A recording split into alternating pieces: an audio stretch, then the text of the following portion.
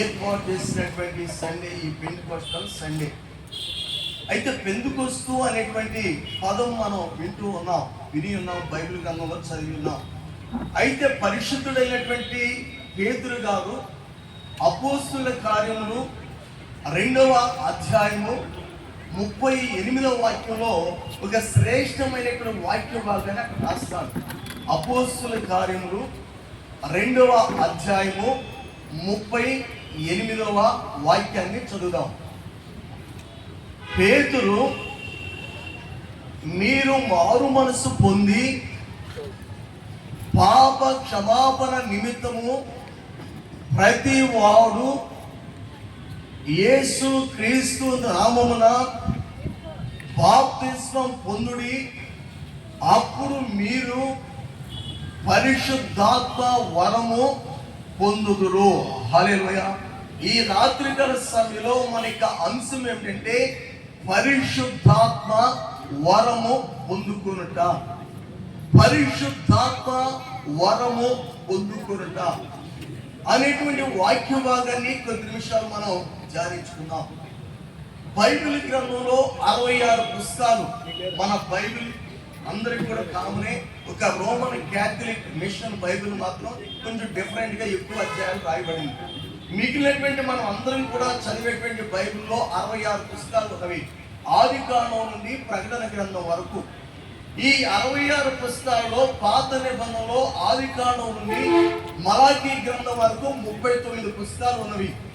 నూతన నిబంధనలో మత్తయి సువార్త దగ్గర నుండి ప్రకటన గ్రంథం వరకు 27 పుస్తకాలు ఉన్నవి. 39 + 27 = 66 బుక్స్, 66 పుస్తకాలు.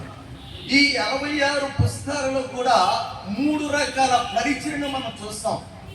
ఆది కాండం నుండి మలాకీ గ్రంథం వరకు తండ్రి అయిన యెహోవా దేవుని యొక్క పరిచర్య. మత్తయి సువార్త, మార్కు సువార్త, లూకా సువార్త, యోహాను సువార్త, ఈ 4 సువార్తల్లో ప్రభువైన యేసుక్రీస్తు వారు లోక రక్షకుడిగా ఈ లోకంలోకి వచ్చి ఉన్నాడు. కాబట్టి ప్రభువైన యేసుక్రీస్తు వారి కుమారుని పరిచర్య మనం చూస్తాం. అపోస్తుల కార్యముల యుద్ధ నుండి ప్రకటన గ్రంథం వరకు ఆత్మ పరిచర్యను చూస్తాం. తండ్రి, కుమార, పరిశుద్ధాత్మ. మనం ఒక పనిని ప్రారంభిస్తున్నా, ఒక పునాది రాయి వేస్తున్నా, ఒక దానిని మనం ప్రతిష్ఠిస్తున్నా, ఒక కార్యము చేయబోతున్నా, ఆదివారం ఆరాధన ముగిస్తున్నా, లేక ఒక కృతజ్ఞత కూడికలో మనం ముగింపు ప్రార్థన చేసిన తర్వాత ఆశీర్వాదాలు ఇస్తూ ఉంటారు యాజకులు. తండ్రికయు, కుమారునికయు, పరిశుద్ధాత్మ నామములో 3 రూపాలు. కాబట్టి తండ్రి పరిచర్య, కుమారుని పరిచర్య, పరిశుద్ధాత్మ పరిచర్య, ఇది 3 రూపాల్లో మనకి బైబిల్ గ్రంథంలో కనిపించేటువంటి పరిచర్య. అయితే ఈ రాత్రి మన యొక్క కాన్సెప్ట్ ఏమిటంటే పరిశుద్ధాత్మను వరము పొందుదురు. ఈ పరిశుద్ధాత్మని వరాన్ని ఎవరు పొందుకుంటారు? ఈ పరిశుద్ధాత్మని వరాన్ని దేవుడు ఎవరికి ఇస్తాడు? ఈ పరిశుద్ధాత్మను గురించి ప్రభువైన యేసుక్రీస్తు వారు ఏం బోధించాడు బైబిల్ గ్రంథంలో? యోహాను సువార్త 14వ అధ్యాయము, 15వ అధ్యాయము, 16వ అధ్యాయంలో మనం వాక్యాన్ని చదివితే ఈ పరిశుద్ధాత్మ గురించి, సత్య స్వరూపి అయిన ఆత్మ గురించి, ఆదరణకర్త గురించి యేసు ప్రభు వారు బోధిస్తారు. యేసు ప్రభు వారు ఏమంటాడంటే, నేను వెళ్ళిపోవటం వలన మీకు ప్రయోజనం కలుగుతుంది, నేను వెళితేనే మీ మధ్యలోనికి ఆదరణకర్తను పంపిస్తాను, నేను వెళ్ళిన తర్వాత ఆదరణకర్త మీ మధ్యలోనికి వస్తాడు, కాబట్టి ఆయన మిమ్ములను సర్వసత్యములోనికి నడిపిస్తాడు, మీ పాపములను ఒప్పింపచేస్తాడు, సంభవించబోయే వాటిని, జరగబోయే వాటిని మీకు బయలుపరుస్తాడని యేసు ప్రభువారే ఆయన బోధలో బోధించాడు, టీచ్ చేశాడు. అయితే ఇక్కడ దేవుని వాక్యంలో చూస్తే ఈ పరిశుద్ధాత్మ గురించి ప్రభువైన యేసుక్రీస్తు వారు ఇంక ఏమని చెప్పాడని మనం వాక్యంలో చూస్తే యోహాను సువార్త 3వ అధ్యాయము 5వ వాక్యాన్ని బైబిల్ ఉన్నటువంటి వారందరూ కూడా యోహాను సువార్త 3వ అధ్యాయము 5వ వాక్యాన్ని చదువుదాం. యేసు ఇట్లనెను, ఒకడు నీటి మూలంగాను ఆత్మ మూలముగాను జన్మిస్తేనే కానీ దేవుని రాజ్యములో ప్రవేశింపలేడని నీతో నిశ్చయముగా చెప్పుచున్నాను. హల్లెలూయా. యేసు ప్రభువారు ఇస్తున్నటువంటి స్టేట్మెంట్. యేసు ప్రభువారు నికోదేముతో మాట్లాడుతున్నటువంటి మాట ఏమిటంటే, ఎవరు దేవుని రాజ్యంలో ప్రవేశిస్తారు? ఎవరు దేవుని రాజ్యంలో ప్రవేశిస్తారు అంటే, రెండు అర్హతలు కలిగినటువంటి వారు, రెండు క్వాలిఫికేషన్స్ కలిగినటువంటి వారు మాత్రమే దేవుని రాజ్యంలో ప్రవేశిస్తారని ప్రభువైన యేసుక్రీస్తు వారు నికోదేము అనేటువంటి యూదుల అధికారితో మాట్లాడాడు, చెప్పాడు. యేసు ఇట్లా నేను అని ఒక అడ్డగీత ఉంది, అక్కడ ఐఫాన్ ఉంది. యేసు ఏమని చెప్పాడంటే, ఒకడు నీటి మూలంగా జన్మించాలి, రెండు ఆత్మ మూలంగా జన్మించాలి. ఒక వ్యక్తి నీటి మూలంగా జన్మించి ఒక వ్యక్తి ఆత్మ మూలంగా జన్మిస్తేనే కానీ ఆ వ్యక్తి దేవుని రాజ్యము, పరలోక రాజ్యములో ప్రవేశించలేడు.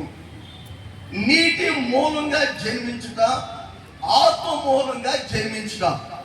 నీటి మూలంగా జన్మించడాన్ని ఉద్దేశించి ప్రభువైన యేసుక్రీస్తు వారు మత్తయి సువార్త 3వ అధ్యాయము 13వ వాక్యం నుండి 17వ వాక్యం వరకు నోట్ చేసుకుందాం.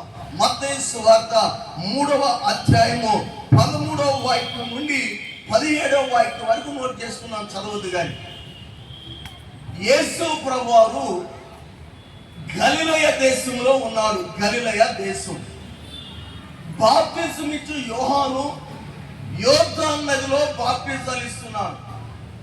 పరలోక రాజ్యము సమీపించి ఉన్నది, మీరందరూ మారు మనసు పొందండి, పాప క్షమాపణ నిమిత్తమై బాప్తిజం పొందండి అని అరణ్యంలో బాప్తిజం యోహాను సువార్త ప్రకటిస్తున్నప్పుడు యోర్దాను నది చుట్టుపక్కల ఉన్నటువంటి వారు, యెరూషలేము ప్రాంతానికి చెందిన వారు, యోదే ప్రాంతానికి చెందిన వారు, వారందరూ కూడా వచ్చి వారి వారి పాపాలు ఒప్పుకొనుచు యోర్దాను నదిలో బాప్తిజం పొందుతున్నారు. అలాంటి పరిస్థితుల్లో యేసు ప్రభువు సమయంలో ఎక్కడ ఉన్నాడంటే, దూరంగా ఉన్నటువంటి గలిలయ దేశంలో ఉన్నాడు. గలిలయ దేశంలో ఉన్నటువంటి యేసు ప్రభువు కాలి నడకన నడుచుకుంటూ యోర్దాను నది దగ్గరికి వచ్చాడు. యోర్దాను నది నీళ్ళలో బాప్తిజం ఇచ్చి యోహాను అందరికి ముంచుడు బాప్తిజాలు ఇస్తున్నాడు. ఒక్కొక్కరు ఒడ్డుకు వస్తున్నారు, నీళ్ళలో దిగుతున్నారు. వెంటనే యేసు ప్రభువు కూడా నీళ్ళలోనికి వెళ్ళాడు. బాప్తిజం ఇచ్చి యోహాను అంటాడు, అయ్యా నువ్వు ఆగు, నేను నీ చేతుల మీదుగా బాప్తిజం పొందాలని యేసు ప్రభువు అన్నప్పుడు యేసు ప్రభువు అంటాడు, నీతి యావత్తు ఇలాగూ నెరవేర్చడం మనకు తగి ఉన్నది అని యేసు ప్రభువు యోర్దాను నదిలోనికి దిగి ఈ బాప్తిజం ఇచ్చి యోహాను చేతుల మీదుగా నీటి బాప్తిజం పొంది యోర్దాను నదిలో నుండి ఒడ్డుకు వస్తాడు. అక్కడ యేసు ప్రభువు చెప్పిన శ్రేష్టమైన మాట లేక పదం కన్నున్నవారు అండర్లైన్ చేసుకొని, నీతి యావత్తు ఇలాగూ నెరవేర్చడం మనకు తగి ఉన్నది. హల్లెలూయా. ఏదంటే నీతి యావత్తు అంటే ఈ భూలోకం అంతా కూడా, ఈ భూమి మీద అంతా కూడా నేను ఏ రీతిగా నీటి బాప్తిజం పొందుతున్నానో, నేను ఏ విధంగా నీటి బాప్తిజం పొందుతున్నానో, ఏ విధంగా నేను ముంచుడు బాప్తిజం యోర్దాను నదిలో పొందుతున్నానో, ఈ భూ ప్రపంచం మీద అంతా కూడా ఈ విధంగా జరగాలి అని యేసు ప్రభువు బాప్తిజం ఇచ్చి యోహానుతో చెప్పాడు. ఇప్పుడు యేసు ప్రభువు నీటి మూలంగా జన్మించాడు. ఫస్ట్ ప్రక్రియ అయిపోయింది, మొదటి ప్రక్రియ. రెండవ ప్రక్రియ ఏమిటి?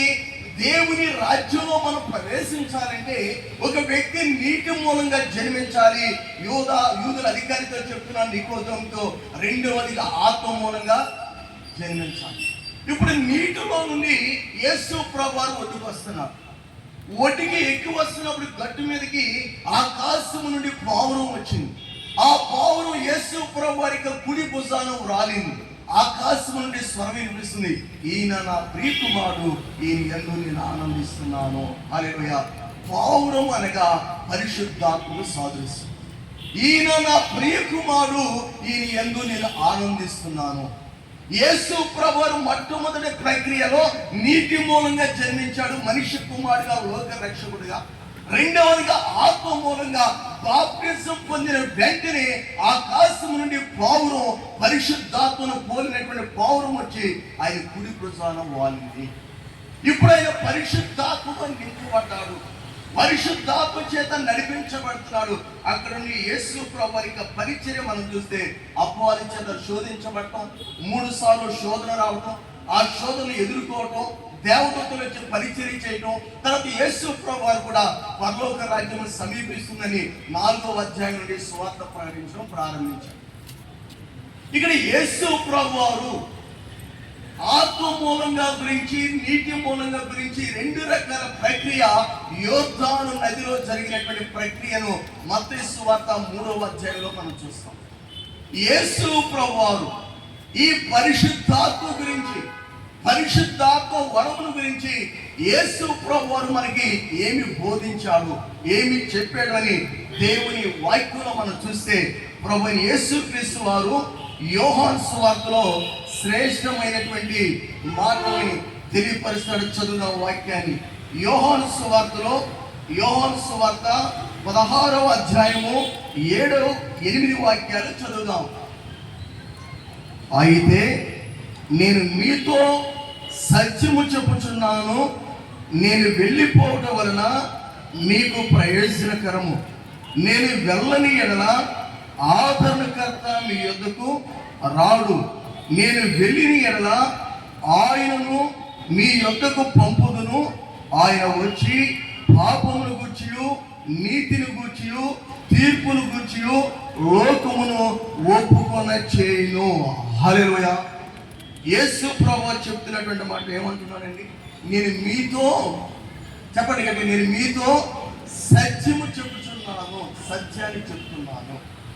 యేసు ప్రభువు చెప్తున్న సత్యం ఏమిటంటే, నేను వెళ్ళిపోవటం వలన మీకు ప్రయోజనకరము, నేను వెళ్ళిపోవటం వలన మీకు ప్రయోజనకరము.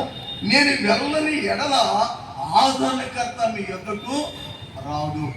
ఆ ఆదరణకర్త మీ యొద్దకు వస్తే పాపమును గూర్చియు, నీతిని గూర్చియు, తీర్పును గూర్చియు లోకమును ఒప్పుకొన చేయును అన్నాడు. అదే దేవుడు 13వ వాక్యం చెప్తాడు. యోహాను సువార్త 16వ అధ్యాయం 13వ వాక్యం. అయితే ఆయన అనగా సత్య స్వరూపి అయిన ఆత్మ వచ్చినప్పుడు మిమ్మును సర్వ సత్యములోనికి నడిపించును. ఆయన తనంతట తానే ఏమీ బోధింపగా వేటిని వినునో వాటిని బోధించి సంభవింపబో సంగతులను మీకు తెలియచేయును. హల్లెలూయా.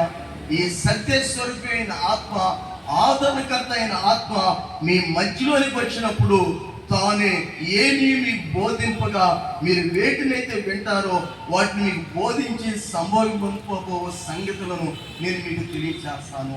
సంభవించబోయేటువంటి సంగతులు,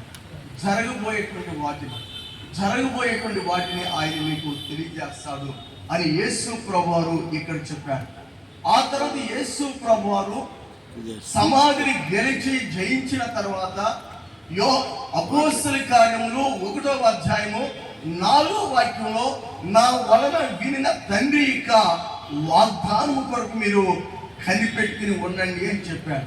తర్వాత అపోస్తల కార్యాలు 1వ అధ్యాయం 8వ వాక్యం అన్నాడు, అయినను పరిశుద్ధాత్మ మీ మీదికి వచ్చినప్పుడు మీకు ఏమొస్తుందంటే శక్తి వస్తుంది. అయినను పరిశుద్ధాత్మ మీ మీదికి వచ్చినప్పుడు మీరు ఏం చేస్తారంటే నాకు సాక్షులుగా ఉంటారు. ఎక్కడ? యూదయ, సమరయ, భూదిగంతములు. కాబట్టి పరిశుద్ధాత్మ మీ మీదికి వచ్చినప్పుడు మీకు శక్తి వస్తుంది. శిష్యులారా, మీరు అందరూ కూడా పరిశుద్ధాత్మ మీరు పొందుకోండి. పరిశుద్ధాత్మ మీ మీదికి వచ్చినప్పుడు మీకు శక్తి వస్తుంది. కాబట్టి మీరు యూదయ, సమరయ, భూదిగంతముల వరకు కూడా నాకు సాక్షులై ఉండండి అని యేసు ప్రభువు చెప్పారు. మీరు యెరూషలేమును విడిచి వెళ్ళవద్దు, నా వలన విన్న తండ్రి యొక్క వాగ్దానాన్ని పొందుకోమని యేసు ప్రభువు అపోస్తల కార్యాలు 1:4వ వాక్యంలో ప్రభువారు చెప్పారు. ఈ విధంగా యేసు ప్రభువారు ఈ పరిశుద్ధాత్మ అనేటువంటి మాటను ఉద్దేశించి పరిశుద్ధాత్మను గురించి అనేక సమయాల్లో అనేక సందర్భాల్లో యేసు ప్రభువు చెప్పాడు. లూకా సువార్త 24వ అధ్యాయము, లూకా సువార్త 24వ అధ్యాయము